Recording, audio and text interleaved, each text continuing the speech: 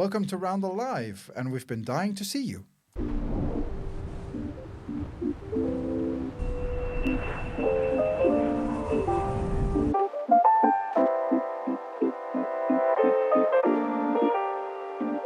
Well, some of you will have had this leaflet put through your door, maybe in the last few days. Assisted dying, safeguarding vulnerable people in the face of harm. And this is quite an emotive subject. Not quite, it really is an emotive subject. What's your view on it? I'm for it. There's a consultation. I know you'll love your consultations. Obviously, Dr. Alex Allenson is behind it, who is trying to push this through over here. The consultation is still open. It's still open until 26th of January. You can go on the government website. I've already done it.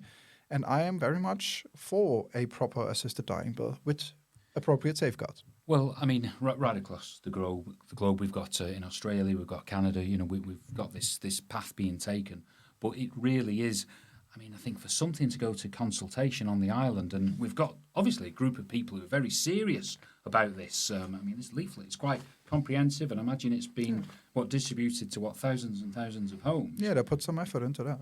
But you're talking about a group of people who, what happens if they fill out the consultation document and have the majority of submissions? Where does it lie then?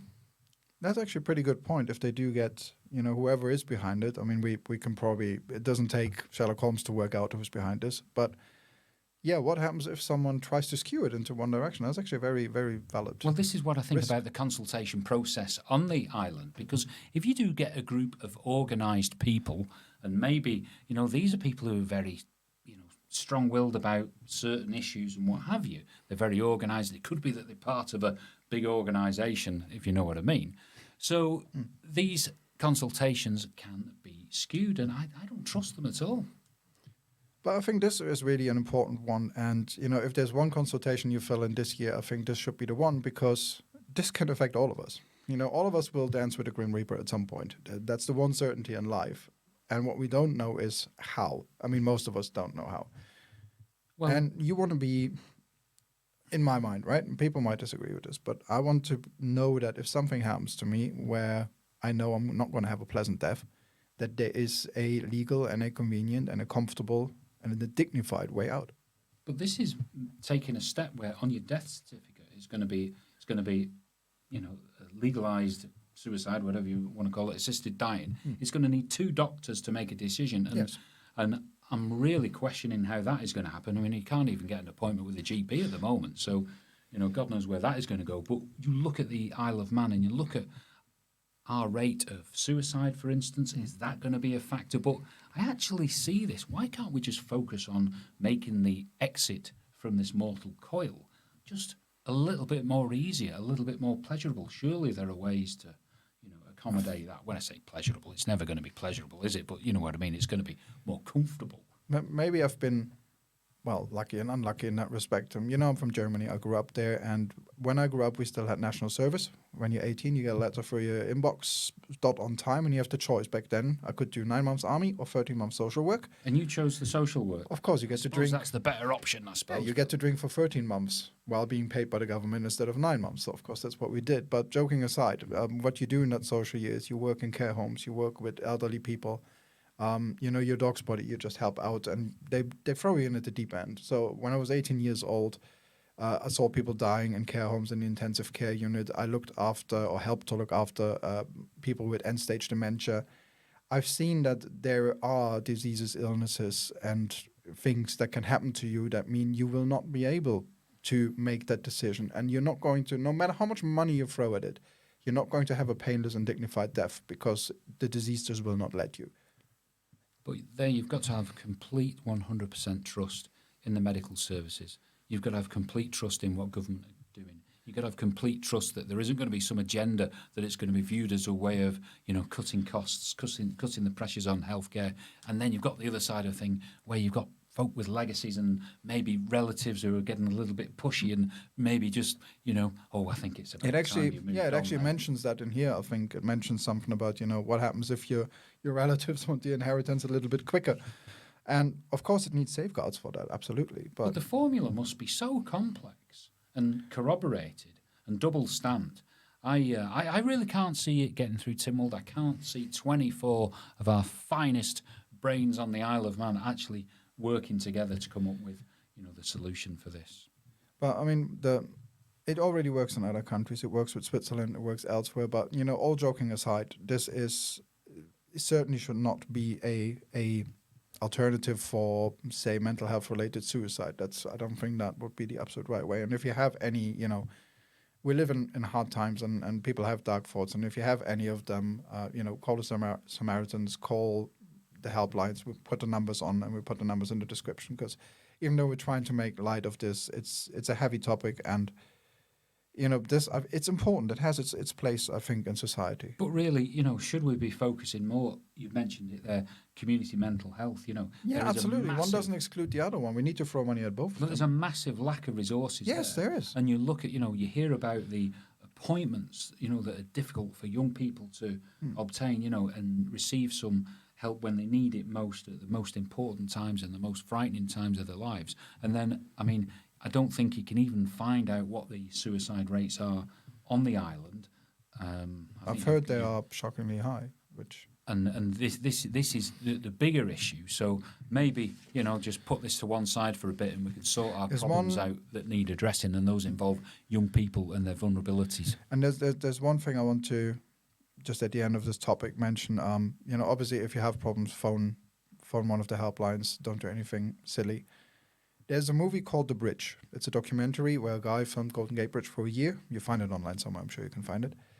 And he told the Golden Gate people he does it for to observe the bridge or something. In reality, he was looking for jumpers, because it's a very popular suicide spot. And he filmed plenty of them. And he didn't do it as a gawker. He did it to follow up with the families, to find the stories. And it's an amazing documentary, because he also interviewed at least one person who survived. And he asked him, was like, okay, why did you do it? And it was the usual story: mental health problems, depressed, I wanted to end it. And then he asked him, what was it like? And he said, when I was standing up there, all I wanted to do was die. And as soon as I stepped off, all I wanted to do was live. So there's this instant regret. And it's very rare that you get someone who can, tell you that story. So if that's, if you need help, phone those numbers, watch that documentary. It's very life-affirming. It's a complex topic. It's a dark and deep topic, one that we can never really get to the bottom of. But I think this is a right step. And yes, we need more money for mental health as well. So we need both. Well, I'm afraid my view is it's not the time or the place to have assisted dying at the moment. Let's get the health services and general health right on the island. This is it's just the wrong time. What do you think about it? Let us know in the comments, or email us, or message us. We'd love to hear your opinion. Thank you very much. And now we have a new segment. Well, we always want to bring in new fun bits. And this is a brand new segment that we're trying to run on a regular basis. And it is called... What the FOI? What the FOI? What the FOI? Yes, indeed. It is What the FOI. What could it be about? It could be about the Freedom of Information page, yes, which is found on the government website. And it is one of the most greatest portals of truthfulness on the Isle of Man. Absolutely fascinating. You can find out about the losses that the trains and the horse trams and all those great services have delivered. And there's things relating to body bags and PPE equipment and all kinds of stuff, really. Generally around about government wastage normally. Yeah, one recent one was a little less serious, if you want it. On the 29th of December, someone sent a FOI request through the DOI asking, I would like information if there has ever been or seen evidence of extraterrestrial activity across the island from when records began till now. That is absolutely fascinating. I mean, we are the centre of the dark skies. And you could say there probably have been quite a lot of alien abductions. Well, I think there's been quite a bit of alien activity. There's been things removed overnight. I mean, take, for instance, the scoreboards at the TT start and finish area. They suddenly disappeared, never to be seen again. Can I blame the disappearance of Douglas Binns on that? I think that's a good point, really, there. But I think maybe the aliens are inside the town hall. Who knows? Maybe they were inside tin vault making letters disappear that relate to COVID. Yeah, there could be all kinds of things, metadata going missing and all sorts. But yeah, I think the freedom of information act is absolutely fascinating, and I do like this topic about the aliens, because I know that Manx Radio did a feature, and it was about a sighting in the 1960s. I heard it a few years ago.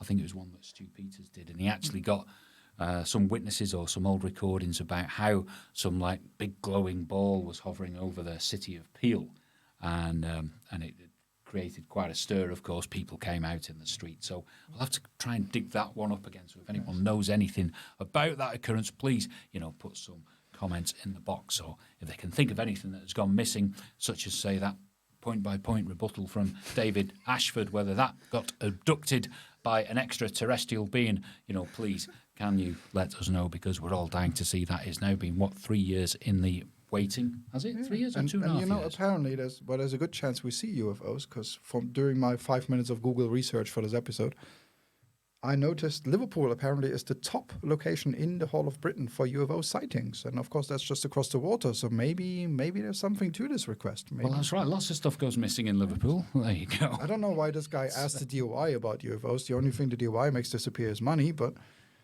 I love it. I love it. But we're all a big fan of sci-fi, aren't we? I mean, of course. Come on, tell me, what's your favourite science fiction movie? Enemy Mine. I think it's one of the good ones, lesser known ones. But the reason I love it, because it was filmed in Munich, and I've been to the set. You can go on the set in the movie studio. This is a German science fiction movie. No one's...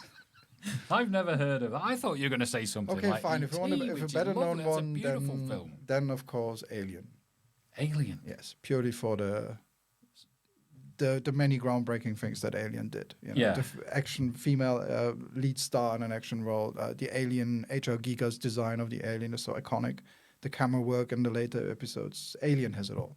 Makes you, think a little bit different when you've got a bit of a tummy ache after maybe, Vindaloo at the Taste of Bengal or something like that. But it's it is one of my, favourite movies as well. But I just love E.T. I love E.T. You want to phone home? I can't. Yeah, I love that. I love that. But anyway, yeah, so there we go. If you've seen a UFO or anything odd happening in your neighbourhood, your village, or wherever you are, please, just put something in the box, and we'll feature your little story in a future show. And I think that's all we have time for today. Oh, thank you very much. See you next time.